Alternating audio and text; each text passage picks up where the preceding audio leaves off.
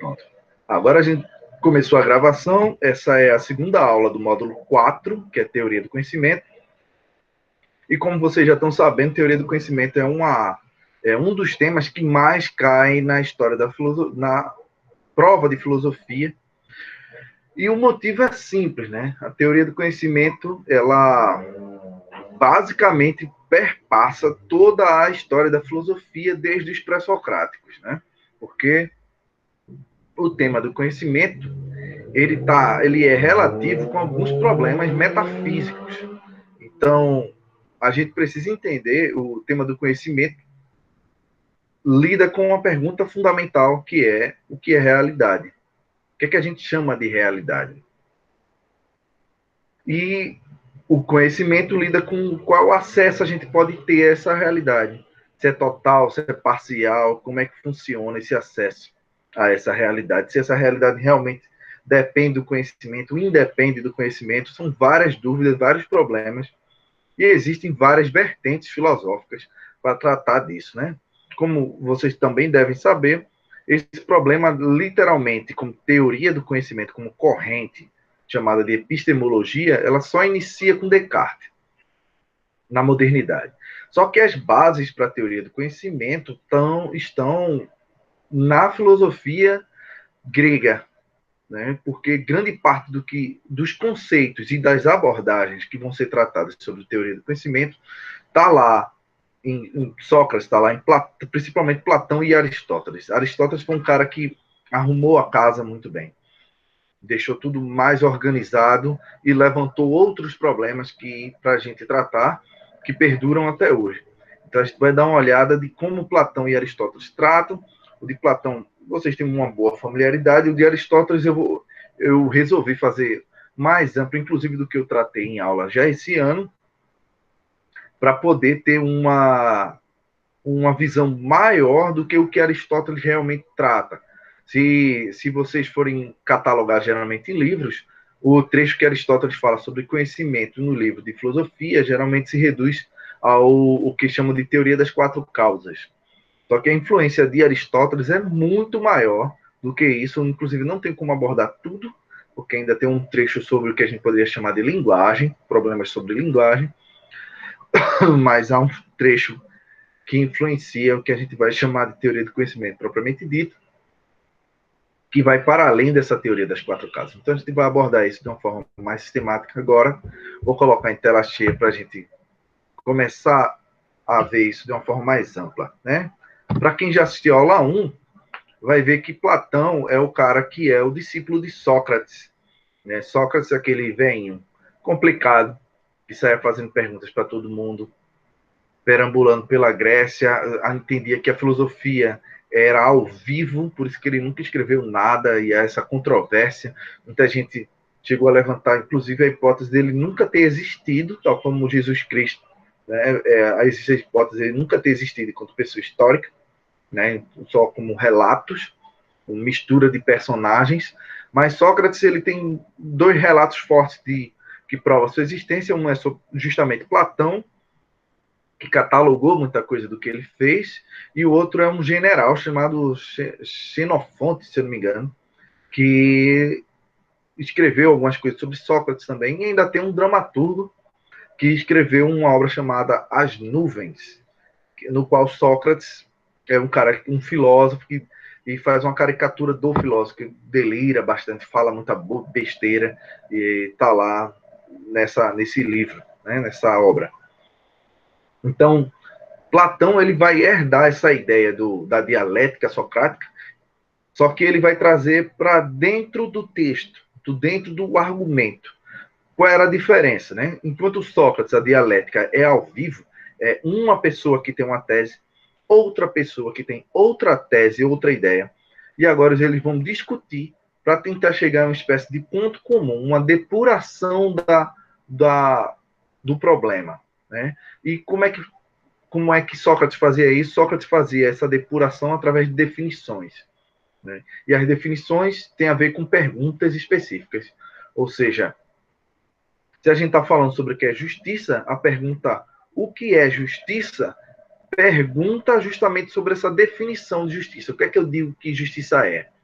E quando eu digo o que justiça é, eu estou tentando dizer o que ela é para além das suas variações. Na ideia de Platão, é uma tentativa de buscar a verdade do que ela é em si mesma. E Platão formula e extrapola a teoria socrática, que a gente vai olhar agora. Né? A grande metáfora que Platão levanta, que é genial, é essa ideia do mundo da caverna, né? O mito da caverna. Esse mito da caverna, pessoal, em termos de Enem, ele pode cair de tudo que é jeito. Ele pode cair em filosofia política, que a gente já abordou. Ele pode cair em ética, a gente também já abordou. Ele pode cair sobre educação, porque essa teoria platônica, dentro do livro A República, tem um trecho imenso sobre educação. Dificilmente vai cair sobre educação, mas pode cair sobre educação, no sentido de dizer que a aquisição do conhecimento é uma forma de educar o espírito para o homem sair das trevas para a luz. E pode abordar no modo específico de teoria do conhecimento, que é o que a gente vai olhar. Para quem não tem familiaridade, esse mito da caverna, ele é uma parte do livro 7 da República, que o livro A República, a obra A República de Platão, ela é dividida em livros, em vez de ser capítulos, e o livro 7 é justamente o livro que inicia com o mito da caverna. Inicia. Aí ele vai dizer, vamos imaginar, imagine que existam prisioneiros que estão desde sempre aprisionados numa caverna, por mãos e pés e pescoço, no qual eles nem sequer podem virar o pescoço. Estão presos lá desde sempre. Essa ideia do desde sempre casa muito bem com a ideia grega de eternidade do mundo, do cosmos. Né? Então, para Platão é fácil falar o desde sempre, não no sentido desde que nasceu. Ele podia ter escrito desde que nasceu, mas ele fala desde sempre. Desde sempre, esse pessoal está lá, preso. E ele só consegue enxergar, olhar para frente. E esse frente é o fundo de uma caverna, do qual tem um muro por trás desses prisioneiros, um muro longe, do qual, por trás do muro, próximo ao muro, passam pessoas com objetos e que uma fogueira mais a distante ilumina esses objetos e suas sombras são lançadas no fundo da caverna.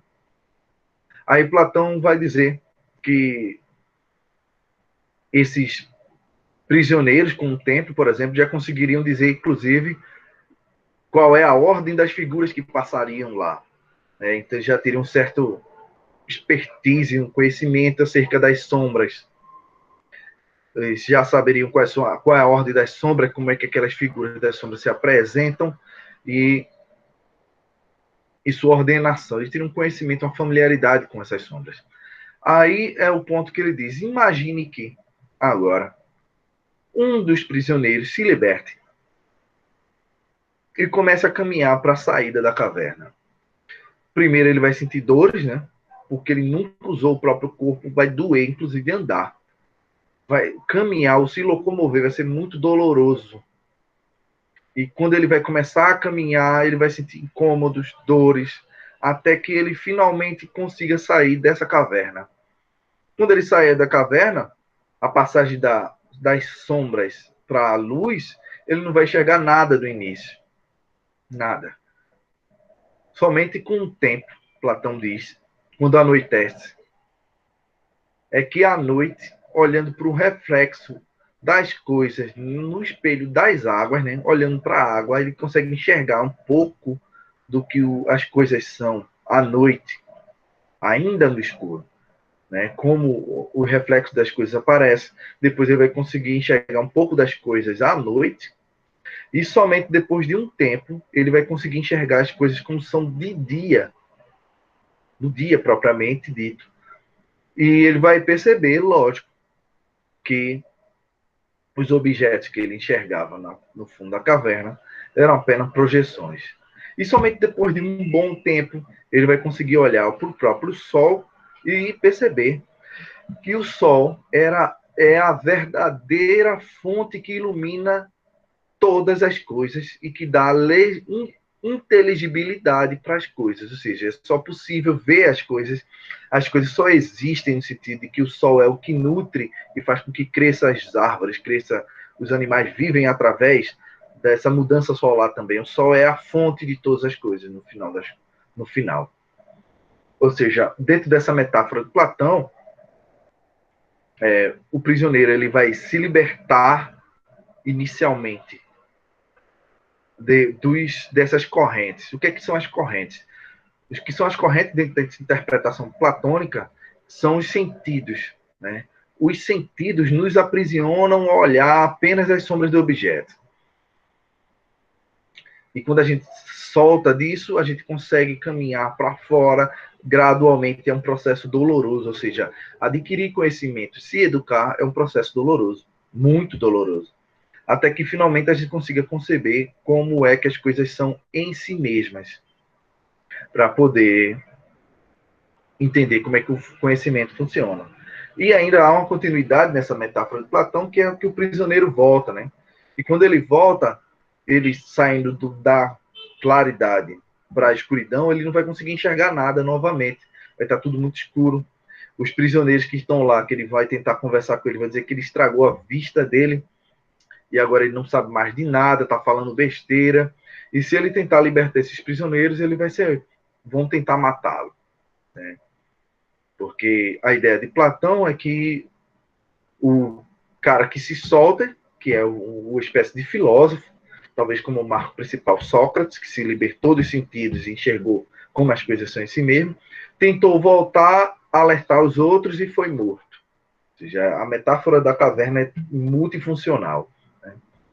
A metáfora tenta explicar essa figura que está no livro 6, é o final do livro 6, que essa ideia é o argumento da corda bipartida, eu acho que é assim o nome, que ele diz assim: primeiro você pega uma corda e parte em pedaços desiguais, depois pega os partes desiguais e parte novamente em pedaços desiguais. Aí o que é que teria? O primeiro pedaço é o pedaço que a gente vai ter a ver com o mundo sensível, essa primeira parte aqui de baixo, que vocês estão vendo. E na primeira parte, o mundo sensível ele é relativo à opinião, ou seja, as pessoas que estão presas aos sentidos e não conseguem enxergar, para além das aparências que os sentidos lhes trazem, estão presas apenas à opinião. O primeiro nível de opinião é o nível das sombras, da ilusão, do eu acho, que ele chama da conjectura, das hipóteses. Tá, se for assim, talvez. Ou seja, é o primeiro nível, o nível mais básico, que somente quando você sai dele e vai para o nível de crença, você consegue acreditar no que os sentidos lhe mostram, ou seja, nos objetos sensíveis propriamente dito. Aí, quando você se liberta dos sentidos e vai para um nível para além dos sentidos, você chega na primeira parte, que são os objetos matemáticos. Os objetos matemáticos, se vocês repararem, eles têm um misto entre o que é físico ou sensível e o que é ideal, o que é apenas conceito. Por exemplo, eu posso pedir para vocês imaginarem agora um triângulo azul. Aí vocês vão olhar e dizer, triângulo azul. Como é que funciona? Triângulo azul, o triângulo azul, ele tem, ao mesmo tempo que você está imaginando uma figura, ou seja, escuro, Emily, um triângulo azul escuro. O triângulo azul escuro. Ele, ao mesmo tempo que ele tem uma figura, ou seja, ele poderia ser um objeto no mundo, né? Ele lida, você está utilizando a sua imaginação para fazer isso. E ao mesmo tempo que ele tem uma figura, ele é um objeto que você não pode tocar, você não pode cheirar, você não pode manuseá-lo. Ou seja, ele é algo ideal. Ou seja, um objeto da geometria, ele tem essa dupla função. Ele parece um objeto que poderia estar no mundo, mas ao mesmo tempo ele tem uma espécie de perfeição ideal do qual você não pode tocar, cheirar, etc. E esses objetos, por exemplo, do triângulo, você sabe quais são os ângulos que ele tem que ter, quais são as relações métricas que ele podem acontecer. E isso sempre acontece, né? Justamente, Luiz, a ideia de que o objeto matemático ele é uma espécie de híbrido, um anfíbio. Por isso que Platão tinha esse apreço pela matemática, porque o objeto matemático, ao mesmo tempo que ele parece sensível, ele parece inteligível. Ou seja, ele é um meio termo, ele está no meio termo entre um conceito totalmente abstrato. Por exemplo, o conceito de liberdade.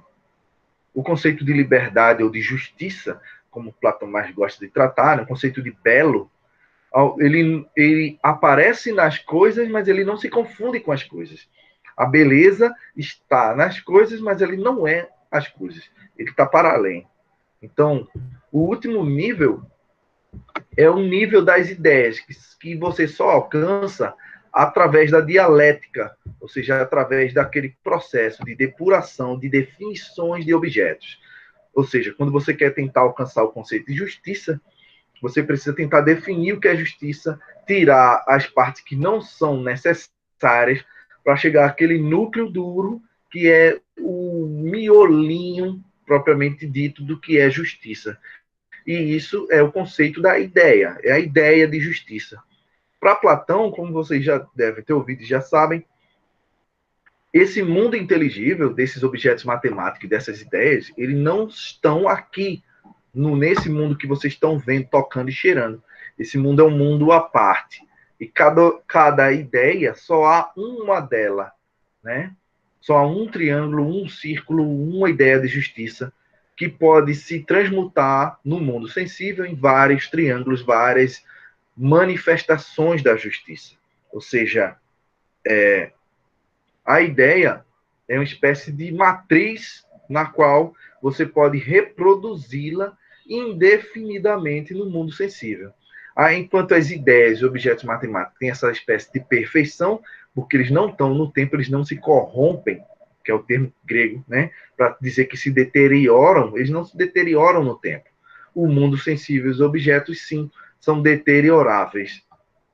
Então, por exemplo, no mundo sensível, do qual a gente vê um cãozinho, deixa eu colocar a tela cheia aqui para ficar mais claro, um cachorrinho, né? Aí aqui tem o de cima tem lá essência de cão, né? Quando a gente depuraria através da dialética, chegaria à essência de um cachorro, da ideia de cachorro. Eu estou colocando cachorro, mas Platão estava muito preocupado com essas ideias de cachorro, não. Eram outras ideias, né? O mundo perfeito, eterno, verdadeiro e não transformação, não transformativo, não mudaria. Então, esse cachorro, ele pode se transformar em várias cópias através da sua ideia impressa no mundo, que são os tipos de cachorro distintos que a gente vê.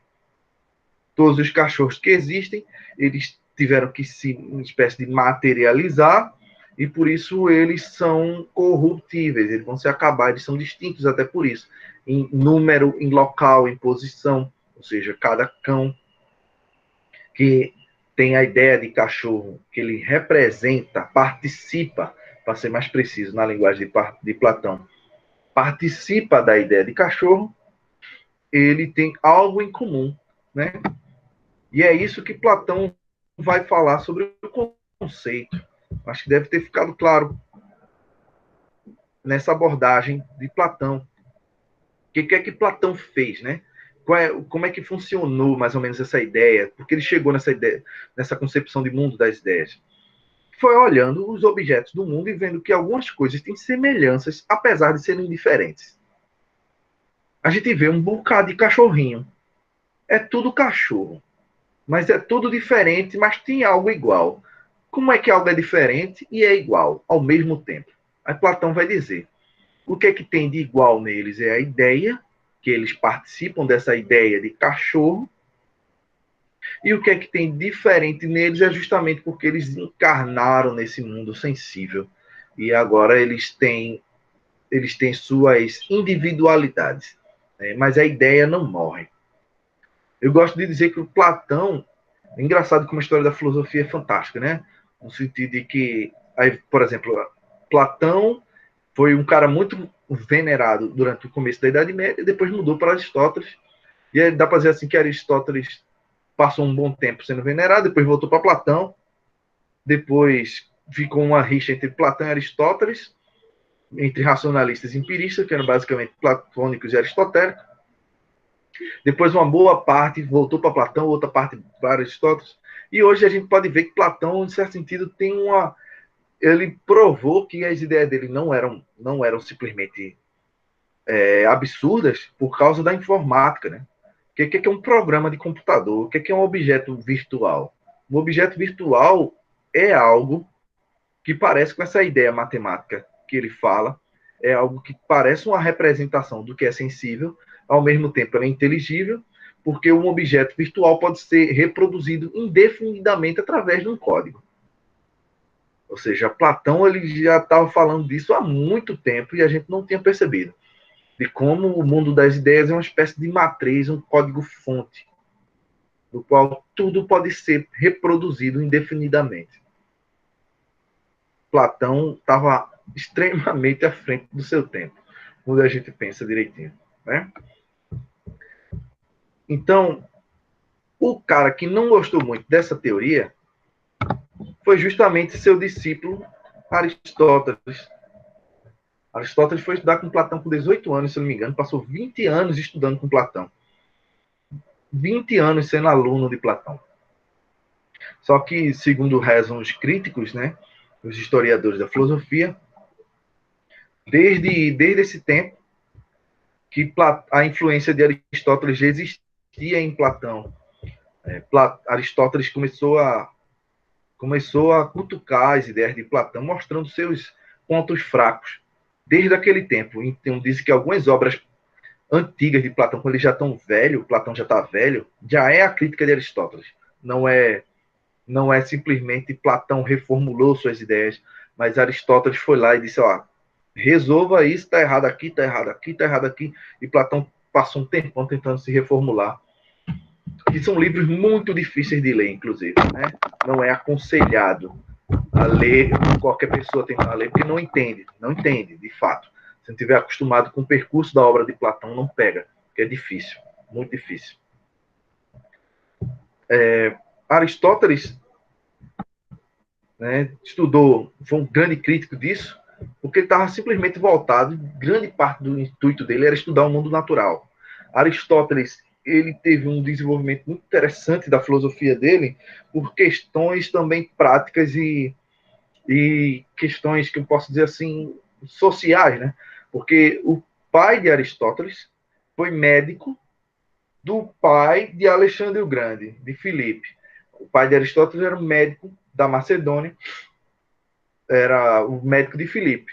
E quando Filipe teve Alexandre, né, Aristóteles passou a ser o professor de Alexandre. E Alexandre estava muito voltado à guerra, né, e era uma galera voltada à guerra. Então, ele sempre teve que prezar por esse ensino voltado o tempo todo para o mundo natural, o mundo prático, o tempo todo, né? E ele criou um conjunto de arcabouços de conceitos que a gente até hoje a gente usa. As ideias aristotélicas estão dentro do nosso vocabulário, velho. Enquanto Platão também tá, mas Aristóteles ele deixou um legado monstruoso, como por exemplo essa distinção de potência e ato, e todos esses conceitos vão estar relacionados que a gente vai tratar. Potência e ato, né? É fácil entender o termo de potência, né? O potência na ideia aristotélica é algo que pode vir a se tornar.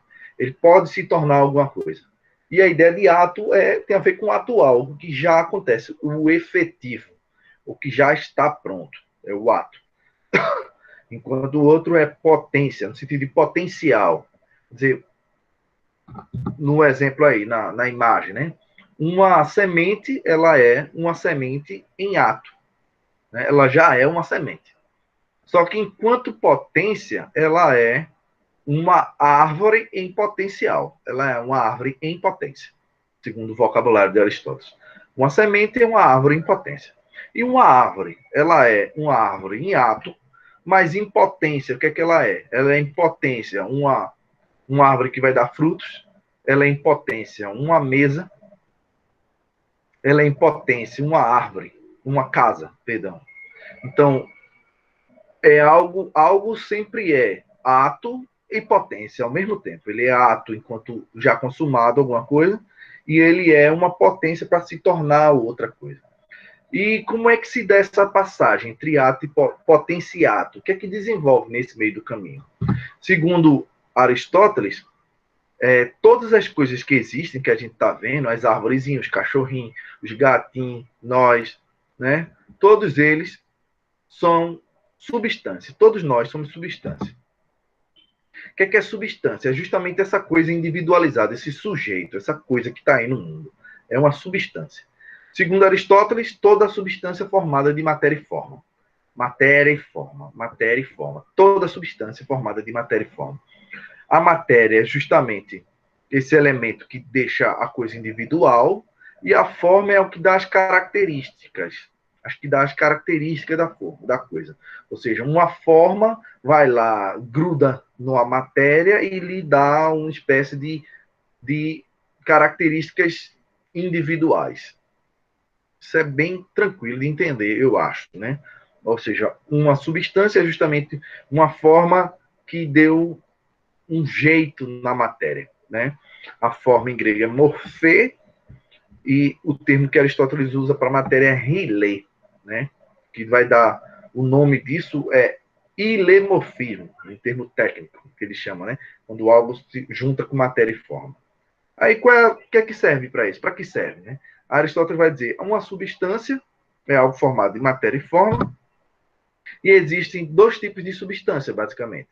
Uma substância que é os indivíduos em si mesmo, esse que a gente pode captar pelos sentidos, né? Um cachorrinho a gente pode tocar, cheirar, é uma substância que tem a forma de cachorrinho, né?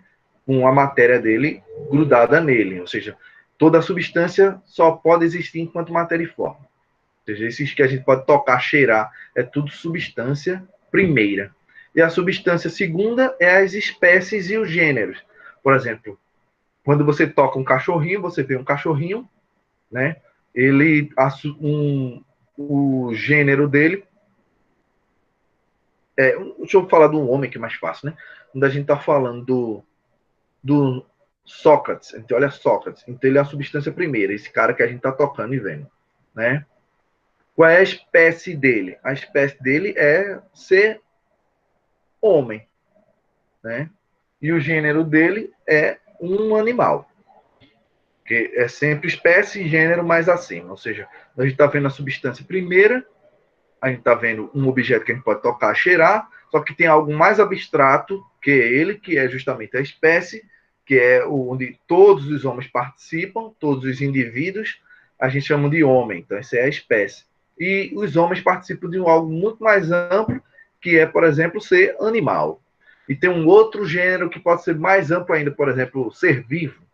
Então, vocês já devem ter percebido que esse tipo de catalogação que Aristóteles faz é a base do que a gente chama de biologia. Aristóteles inventou isso, inventou a biologia. Inventou, literalmente. Ele é o pai disso tudo. Ou seja, de dizer, existem indivíduos no mundo e a gente pode ir catalogando-os em cada vez coisas mais amplas. Ou seja, os homenzinhos, os seres humanos que a gente está encontrando são caracterizados em homens. E esses homens são caracterizados em animais. Animais também agrupam cachorrinhos, gatinhos. A gente pode catalogar agora em ser vivo. Ser vivo agora agrupa as plantinhas também, as bactérias, sei lá. Ou seja, cada vez que a gente vai ampliando, a gente vai agrupando mais seres, mais substâncias primeiras. E ele faz uma espécie de árvore disso, né, do que é espécie, gênero, espécie, gênero, espécie, gênero, até a gente chegar na catalogação de todos os seres. Essa era a pretensão aristotélica. Inclusive, Alexandre, quando ele fazia as expedições dele, ele trazia animais para Aristóteles, literalmente.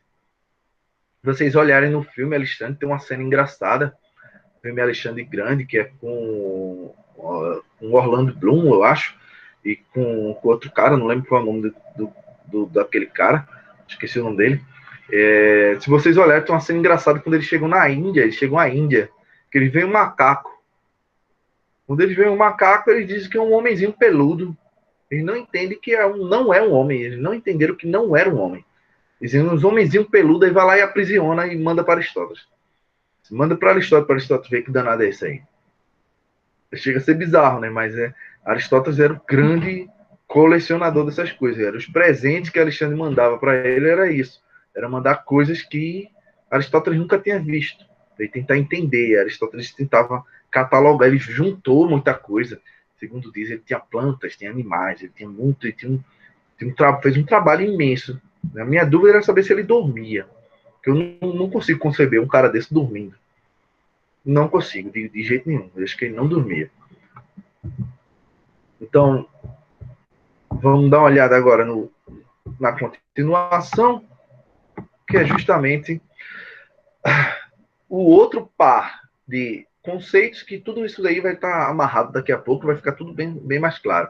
O outro par de conceitos é o de essência e acidentes. O que é essência? Que é um termo que a gente usa o tempo todo, né? Esse está dentro do vocabulário da gente o tempo todo. O que é essência? É aquilo que torna o que algo é, aquele miolo que eu falei. A essência, em certo sentido, é aquela ideia de Platão. A ideia de Platão. É o que Aristóteles chama de essência. Só que Aristóteles chama de ideia por outro aspecto, né? E o que é acidente? Acidentes são as características que podem ter ou não ter no ser humano. Por exemplo, se eu digo, o que é ser humano? Ser racional é essencial ao homem. Aí, quando eu vou definir o que é ser humano, eu digo que o ser humano, segundo Aristóteles, é um animal racional. Ou seja, eu vou falar do gênero animal e a diferença específica. A diferença da espécie. Já que o homem é a espécie, eu vou falar do gênero, agora que está acima dele, que é ser um animal, e qual é a distinção desse animal para os outros animais? É ser racional. Então, a essência humana é ser racional, é o que define o homem como animal diferente de todos os outros animais. E ser alto, baixo, careca, velho, é tudo acidental. Ser branco, preto, ter um braço, não ter um braço, ter uma perna, não ter um olho, não ter. Não faz diferença. O que é essencial ao homem, para Aristóteles, é ser racional. É isso que faz com que o homem seja o que ele é. Ou seja, é a sua essência.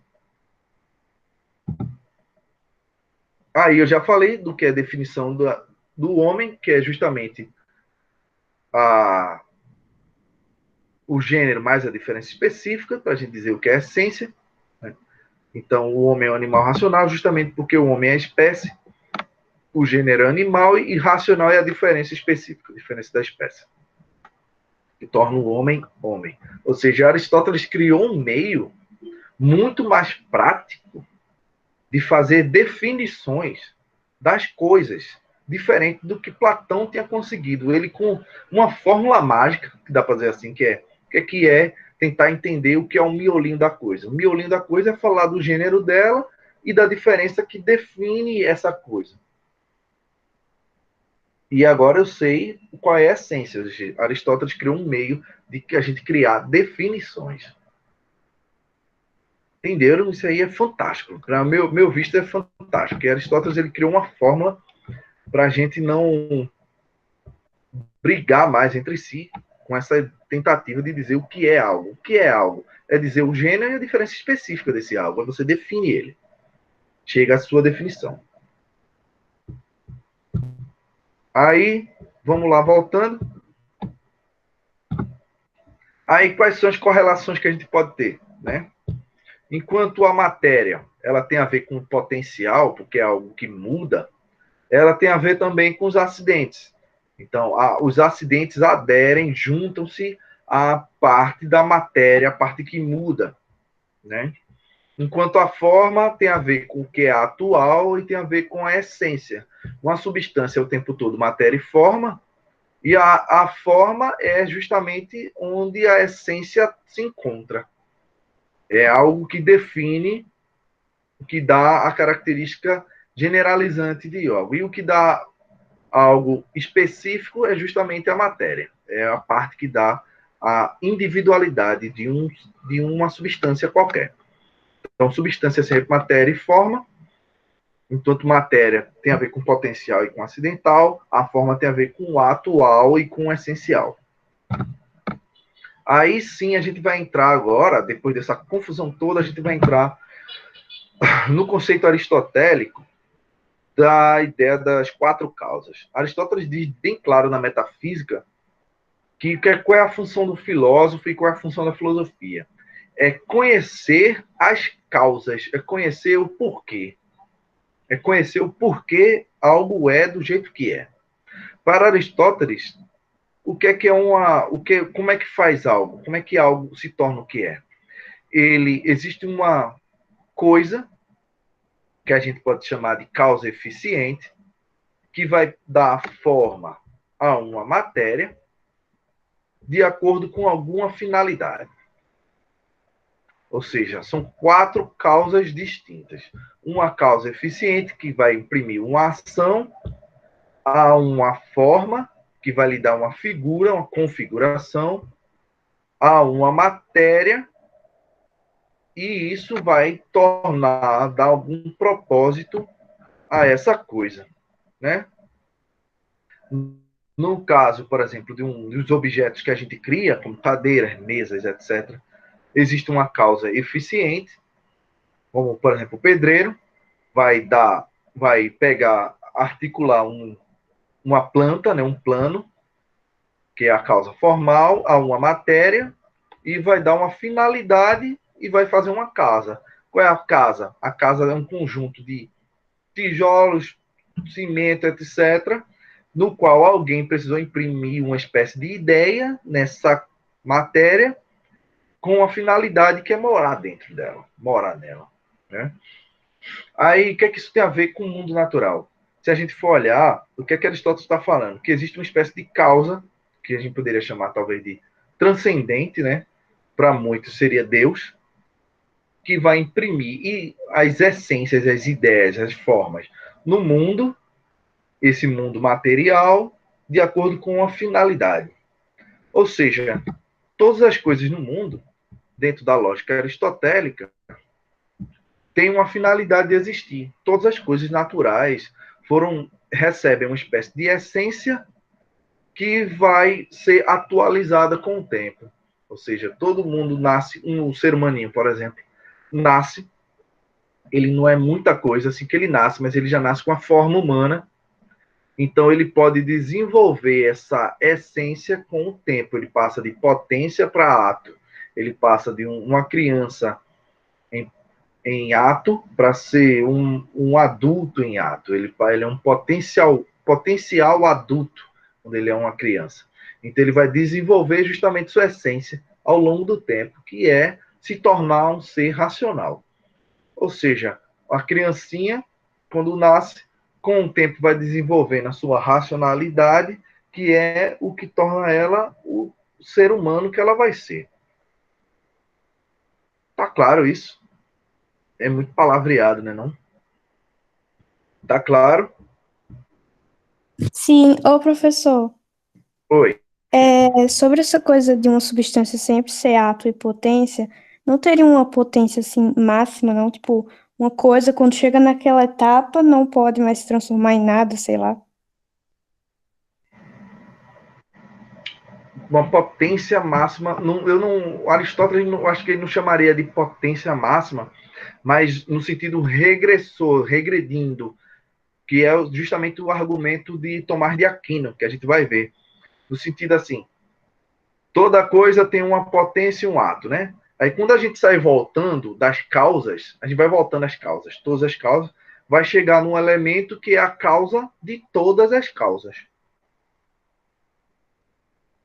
Entende qual é o argumento? Tem uma causa, né, que vai causando outra coisa, então a gente vai voltando de causa em causa. Aí vai encontrar o que Aristóteles chamava de causa primeira.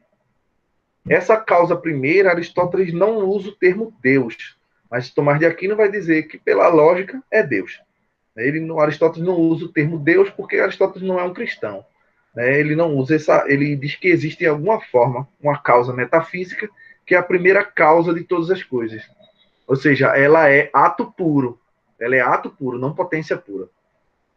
Ela já é perfeita, dá para dizer assim. Ela já foi feita por si só. E ela dá andamento a todas as coisas. Por que Aristóteles não chama isso de Deus? Porque essa coisa é como se fosse uma espécie de... Ele chama de motor imóvel. É algo que move as coisas, como se fosse uma força que move as coisas sem precisar se mover. Uma força que move as coisas sem precisar se mover. Então, ela é uma espécie de ato puro. Um ato puro. Ela não é um ato que está potencial. Aí seria a única coisa que não é ato e potência ao mesmo tempo. Agora, se tem alguma coisa que é potência pura, eu não saberia dizer, de fato. Teria que procurar se tem alguma coisa nisso em Aristóteles. Mas obrigado pela pergunta, de qualquer forma, eu vou procurar. Certo, então no caso, tipo, a substância assim do mundo que a gente toca, essas coisas não teriam uma potência pura, né?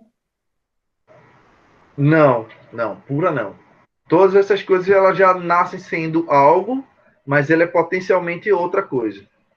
Essas coisas que a gente toca. Lógico que a gente vai ver que, por exemplo, no mundo dos viventes, das coisas vivas, existe uma espécie de desenvolvimento, né?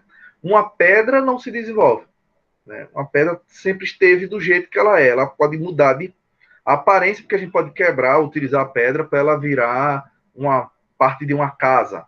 Então, de alguma forma, ela era potencialmente uma casa. Entende? Potencialmente uma casa. Mas enquanto os seres vivos, eles têm uma espécie de desenvolvimento da essência. Uma plantinha, que é uma sementezinha, ela vai desenvolver a essência dela para virar uma árvore. Ela não vai virar um gato, ela não vai virar um elefante, ela vai virar uma árvore, porque dentro dessa forma dela, dessa substância, existem uns atributos que ela precisa desenvolver com o tempo. Ou seja, passar de potência para ato. Beleza? Vamos seguir para a gente ver só mais uns trechinhos aqui de Aristóteles para a gente terminar, que é as categorias. A Aristóteles vai dizer que tudo que existe no mundo a gente pode colocar em 10 categorias. Diferente demais do que Platão fala do mundo das ideias, ele vai dizer que existe uma categoria que é principal, que é a da substância, no qual todas as outras categorias, as outras 9, a gente vai falar da substância. Por exemplo, uma substância tem determinada qualidade, determinada quantidade, está em determinado lugar, faz relação com determinada coisa. Por exemplo, uma árvore está em cima do solo, é a relação dela com o solo. Ela vai estar em alguma posição, ela vai fazer ou deixar de fazer alguma coisa, ou seja, cada substância no mundo pode ser categorizada de acordo com essas relações. Ele chamaria, basicamente, quando a gente olha em termos gramaticais, a relação entre o que a gente chamaria hoje de sujeito e predicado, né? Enquanto a substância é o sujeito que se predica coisas. É o termo que Aristóteles usa. Categoria, o termo categoria é predicado em grego. Então, quando a gente diz Sócrates é calvo, a gente está dando a substância Sócrates uma predicação que é ser calvo. E esse ser calvo é uma qualidade. Ou seja, ela entra na categoria 2 de qualidade.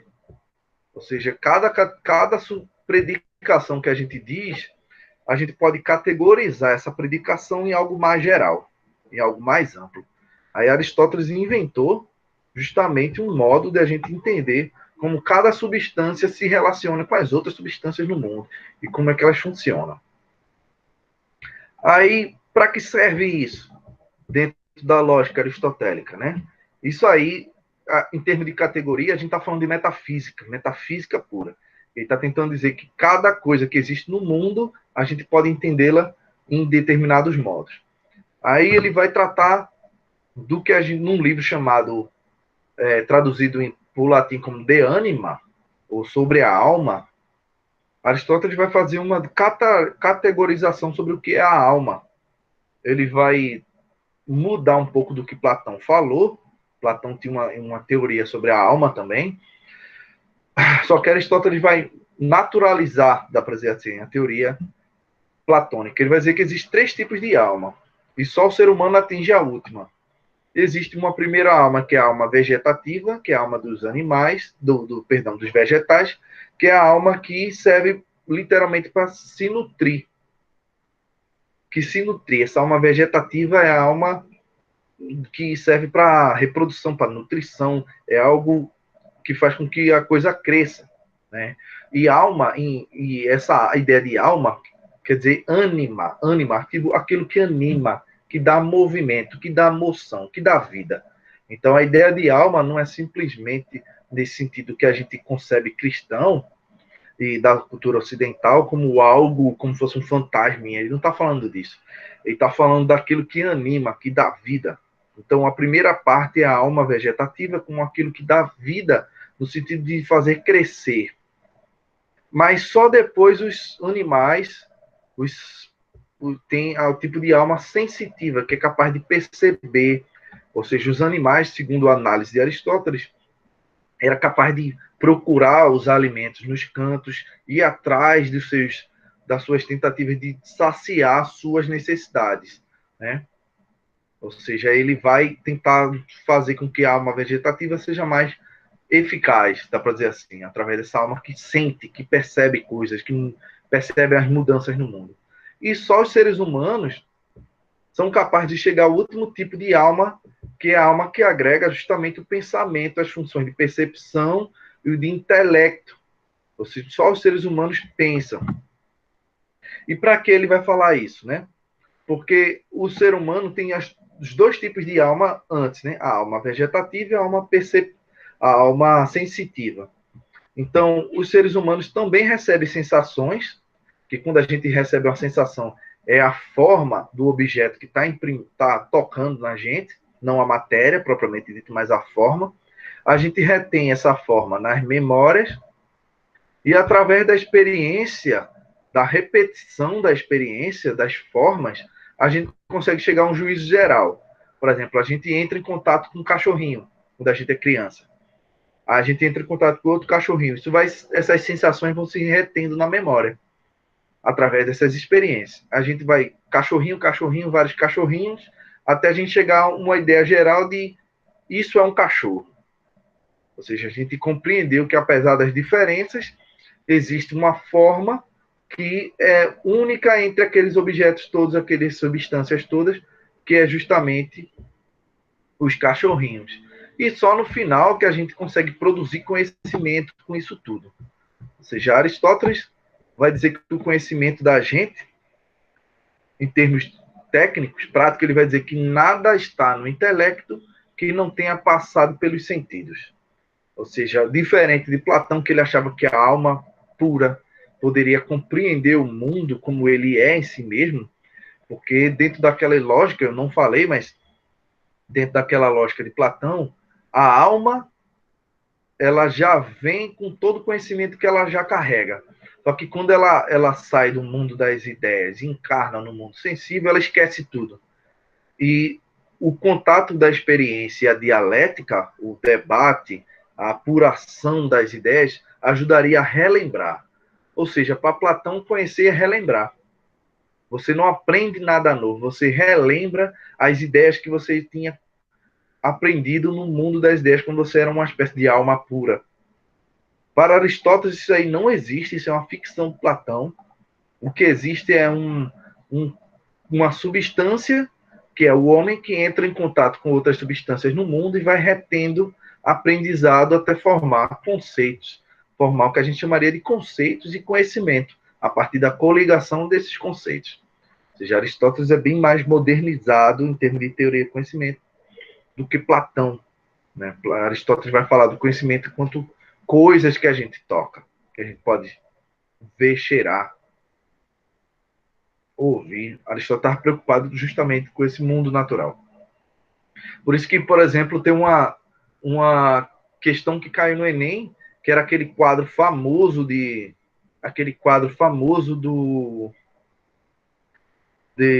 Michelangelo, sei lá qual é o nome, que é a Academia, o quadro, o quadro são praticamente todos os filósofos gregos lá, e o centro é Platão e Aristóteles.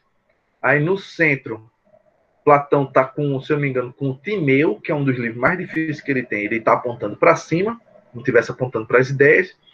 E Aristóteles está com a mão meio para baixo, assim, como se fosse dizendo, meu irmão, é por aqui, mais para baixo. E Aristóteles, se eu não me engano, está com a Ética na mão. A Ética. Eu vou mandar até a imagem no grupo para vocês olharem, né, depois. Está com a Ética na mão. Ou seja, são duas distintas concepções de conhecimento. Quando Platão está preocupado com as ideias como elas são em si mesmas e despreza os sentidos no sentido de dizer que os objetos que a gente encontra no mundo servem apenas para a gente rememorar aquilo que a gente já sabe, Aristóteles vai dizer que a gente só aprende as coisas a partir desses objetos do mundo, porque sem eles a gente não aprenderia nada. Platão poderia dizer que sem eles, quando a gente morresse, nossa alma reincorporaria de qualquer forma o conhecimento. Aí Platão vai chegar a utilizar uma frase interessante, que quer dizer que filosofar é aprender a morrer, né? É preparar a nossa alma para o retorno para o mundo das ideias de uma forma mais pura, mais purificada pelo conhecimento. E Platão achava que a gente tinha ciclos de encarnação e reencarnação, e a ideia era parar com esses ciclos, né? Como os budistas acreditam, se eu não me engano, que é parar com esse ciclo de reencarnação, porque para Platão, esse mundo natural que a gente tem, essa vida propriamente dita, não é muito boa, não é muito legal. Aí Platão tem uma ideia tão otimista do que é viver. Já Aristóteles já é o contrário. Ele já achava viver essa vida prática muito mais legal, que a gente pode criar virtudes, compartilhar, ter amigos. Aristóteles acreditava bastante na felicidade, e a gente já viu isso em Ética, né? Enfim, vou parar a gravação aqui para a gente perguntar se vocês têm mais questões.